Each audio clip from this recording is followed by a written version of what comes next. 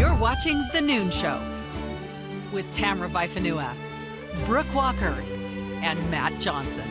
So we've all had moments where stress just gets the best of us, darn it, and suddenly we don't show up as our best self. Well, our next guest says that's when something called character intelligence can really help us emotionally reset.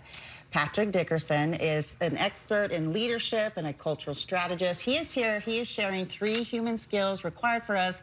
I love this. Stay cool, stay calm, and rooted in character. We are so happy to have you here to get this conversation going. Happy to be here. Thank you so much. So we hear about IQ, we hear about EQ, but when we talk about character intelligence, how does that fit into that? Well, great question. You know, IQ, we're all familiar with that. It's what we know. EQ, or emotional intelligence, is how we feel and respond. Okay. But character intelligence is who we are, especially during the difficult times. That character intelligence is that thing that shows up when stress comes out. How are we going to react? That type of thing. That's the character intelligence, and it's built strongly on soft skills that we'll talk about in a minute. Well, when you think of those moments, Patrick, when things aren't going well or when the stress is piled really thick, we sometimes feel like we get a pass, right? Because things are hard, so I can act difficult as well. Is that fair to say? It is fair to say. We all try to justify our actions, if you will, and that's a natural thing. We say, hey, it was a hard day. They pushed my buttons. I was tired. And those may explain our responses, right? But they don't justify them.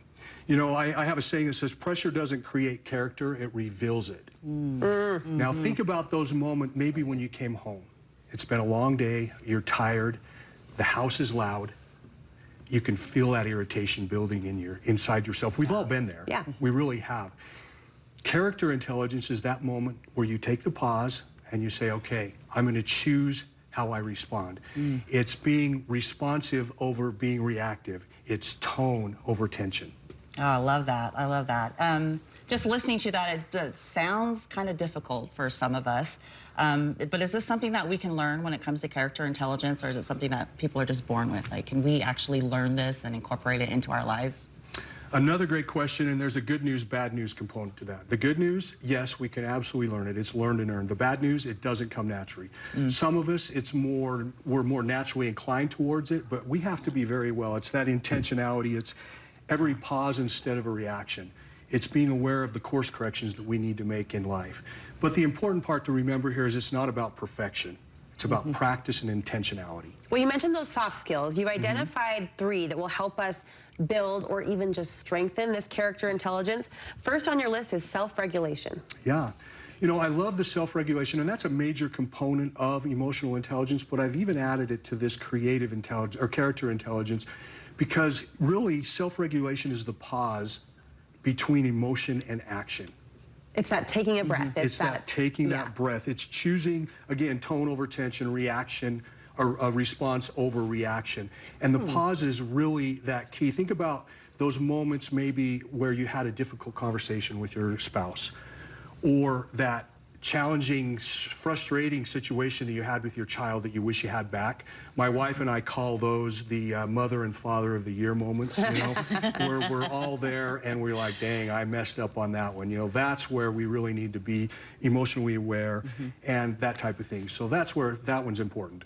So next you want to talk about integrity, and most people claim to live a life of integrity, but why is it so crucial when it comes to, you know, those stressful moments in life? Because integrity is easy when life's easy. True. Yeah. But when the stress comes in, then that's when we have to choose which character shows up. And I call that stress is friction between the alignment between our values, words, and actions. So are we keeping our word? Are we acting consistently even when it's easier not to? That type of thing. Finally, you say personal accountability can go a long way. So as we consider that, owning it in the moment, right? I messed up, I had a mother, father of the year moment, whatever it is. What are the long-reaching impacts of that ownership? You know, you mentioned that. It's like you'll say, it wasn't my best moment, or I'll do better, or I'm sorry.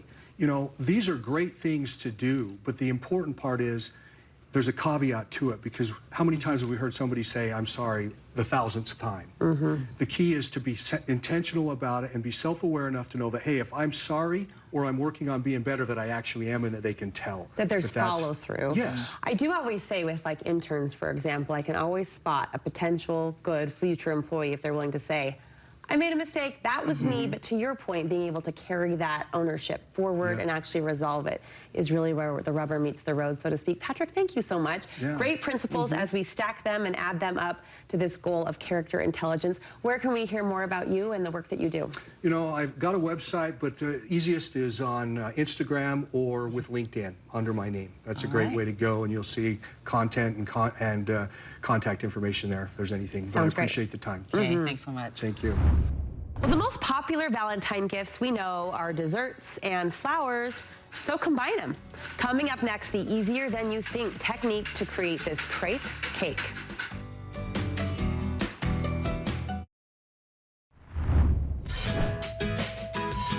Fancy, but really it is super easy, we promise. Create this rose crepe cake for Valentine's Day to make those you love feel extra special. An extra special treat for us, we have Tara Vosh. You are going to be our teacher, our guide, to show us how to put this concoction together. Okay. It's so magnificent. The final product, so fancy. It looks difficult. It is so easy, even your kids can make it. Oh, I love that. So Okay. crepes. So this is a great idea if you wanted to do maybe a breakfast for Valentine's. It's on Saturday, so maybe some breakfast in bed. Valentine's, you can just that's a really lot of go fun. with the bling and the colors and make it fun. Or you can do more of a smaller one, which we're going to work on today. So if you have just a gift that you want to give to somebody, it's beautiful in a bakery box just to present to them. So you're going to use about 18 to 20 crepes to make a full rose, but give or take, it's okay. I have made some filling, and you know, crepes, you can even do a savory crepe if you wanted to. So you got some options there yes. then, huh? So we're going to go with just a cream cheese whipped cream mixture, and then we have some strawberries, which I just made into little hearts to add to You're it. sticking with the theme. Yeah, That's really cute. So what you're going to do is you're going to spread some of this on half of it, and you want to avoid the edges because you don't want that to show when the rose comes apart. Okay. Okay. I already started. Yeah, no, that's Am I perfect. doing it right? So, yep. So you're just going to spread, and you can do the whole thing. It's just you don't want too much, otherwise you get a lot of stuff oozing everywhere. Gotcha. Okay. And you'll fold that in half like so. So you have a little taco. Okay. So what you want is, if you want to do filling like bananas or strawberries, you have to slice it really thin as they curve. But for the first part, you're going to just do 5 without any fruit in it because it's going to be the center of our rose and it has to be tight. Okay, So gotcha. this is how you set up the first. You're going to Why work am I so with about intimidated by 4. this? Because I know that's what it's going to look like. It's and going I'm like, to, and you're okay, going to be I got surprised. this. What's fun about crepes is they have that natural frill on the end of them, like a rose does. And so it's crazy how they end up looking so much like a rose. Okay, I'm overlapping these. This is like my glue, okay? And I'm only going to go in about 1/3. And I'm going to do one more. And then I'm going to put some glue on the whole thing. And this is when it gets a little bit messy. So if you want to work with gloves, that's totally fine. But you're going to start here at the end. Okay. And Gotta I'm pay attention to this rolling, one. and I'm keeping it nice and tight. Look at that technique. And you can see if I had strawberries in there, it would be really hard to roll. So this is the first part that I would avoid any fruit. You definitely need to focus on this part, right? A little bit, yeah. And then you want to have your plate or whatever thing you're going to set it on handy. And look at that. You could even stop there if you wanted. That looks really good. And then to finish it off, you just do a whole bunch of the little tacos like we did. Okay. And you're going to put the glue just on the bottom part. And then doing the rule of the third, you're going to start 1/3 of the way over. And you're going to just wrap it around. Wow. So you said 10 to 12. It's going to be about 18 to 20. 18 to 20, so double But, that. yeah, if you want to go with the full. Layer it. Okay. And about how long does this take? Like prep, like from beginning to end? You know, crepes, if you have a pan, so you can just do any type of a nonstick pan. So the smaller the circle at the bottom of the pan, the smaller the rose will be. So these are like about a 6-inch to an 8-inch. And so, you know, it takes a while to make a whole batch of crepes. But what's nice is you can freeze them and you can do this later. Oh, that's some you good can prep even time. freeze the finished product. You can sprinkle it with powdered sugar, That is a Nutella cream inside there. Love And when you that. cut into it, it's so funny, and you see all the different layers in there. And yeah, we're showing off the other varieties that you brought too, Right. the different colors. Right. And So this is a red velvet, is what we're doing here with this color scheme. It's a little bit more on the elegant side. okay, you calmed my fears a little yeah. bit. I feel like I could do You this. can It's do it. simple enough, It's but so it really fun to put shows together. someone that you Yep. care about, like giving them some extra special love Right, on Valentine's Day. Yep, it's Tara, a wow. Where can we get more information if we So want to do this? You can just follow me on Facebook or Instagram, and I'm Boss Lady Dessert Studio. Boss Lady. All right, thanks so much. Okay, Happy thank Valentine's you. Day. Happy Valentine's Day to you. Valentine's Day isn't just for lovers, it's for families too. And celebrating can be as simple as pressing play on a family-friendly show to enjoy this smaller holiday with your smallest Valentines. Polly Conway is with Common Sense Media. She has a handful of parent-approved programs to mark the day. It's good to see you through the screen, Polly. Happy Friday. Happy Friday to you. So this does look like a really just cute and sweet list. Is that fair to say? I'd say it's mostly sweet with a little bit of spice. Okay, just a little to mix it up. Just a little later. I always love your recommendations, so I'm excited to focus those, target those toward this day of love. First on your list, the Stinky and Dirty Valentine's Day show. That doesn't sound romantic at all. It's more about friendship, and a lot of these specials are. So Stinky is a garbage truck and Dirty is a backhoe. They're best friends. And the special sees them working together to deliver a special Valentine. So this is for the vehicle lovers in your life. Oh, the little boys that pull off on the side of the road or beg their moms to and watch the construction sites. I know my little guy would love this. Exactly. Next on your list, Gabby's Dollhouse is a popular series. There's a Valentine's episode you like. Yes, and I also wanted to note that if your kid has a favorite show, a lot of them do have Valentine's episodes, so you can take a peek and do a little Googling to see if they have that. But Gabby is a girl who can shrink down to the size of her dollhouse, where she gets to play with a bunch of really cute cats. So in this episode, they celebrate Kitty Times Day. It's very, very cute and sweet. Be My Valentine, Charlie Brown. That's a classic. I was so glad to remember that and see that on your list today. Yeah, so this is one of the slightly spicy ones because Charlie Brown doesn't always get what he wants. Sometimes he's a little melancholy, but it all works out in the end. He hopes he'll get lots of Valentines this year. Maybe he does, maybe he doesn't. I don't want to spoil it. But this is a really fun one for the whole family. Yeah, I can see how all ages would appreciate that, but no spoilers here. I'm not familiar with this next one on PBS Kids. It's called Molly of Denali. Yeah, so Molly of Denali is a show about a native Alaskan girl named Molly. She lives in Denali, and it's a really sweet, fun show. And in this episode, Molly and her friends have had a lot of success in the past with great Valentine's gifts, but this year they're kind of out of ideas, so you get to find out what they end up doing and how they end up sharing with their friends and family. Oh, it looks cute. The cartoon animations are really darling. If you have a preteen in the house, you say Free Reign Valentine's Day is a good one? Yes, it's great. If they love horses, that's a plus.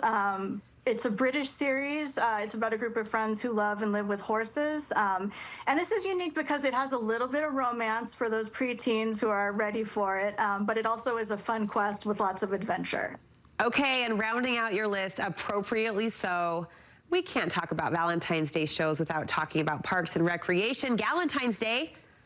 Yes, Galentine's Day, which is a holiday now in its own right. This is a really fun episode where Leslie and her women friends celebrate Galentine's Day. A lot of other crazy stuff happens, but it's a fun episode. And the romance between Leslie and Ben Wyatt is another romance for the ages. So I sincerely am going to revisit that this weekend. And isn't it so funny that this show, aired this episode maybe, 10, 15 years ago. It did start this little mini holiday all its own, as you said, that Galentine's Day is now just part of our cultural acceptance and vocabulary. That's fun to think about. Yeah, it's lots of fun. Where can we get more recommendations from you? You can go to commonsensemedia.org or you can download our app. All right, we'll meet you there. Happy Valentine's Day, Polly. Happy Valentine's Day. Thank you. We'll be right back.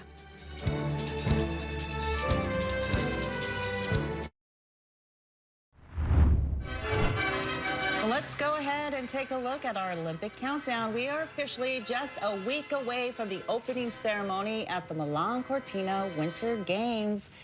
Well, members of our KSL team will be watching all of the Olympic fun in Italy. Yeah, they're making their way over. Right now, I understand, Deanie Wimmer and Sam Farnsworth, they recorded this as they prepared to catch the plane yesterday morning. Let's watch.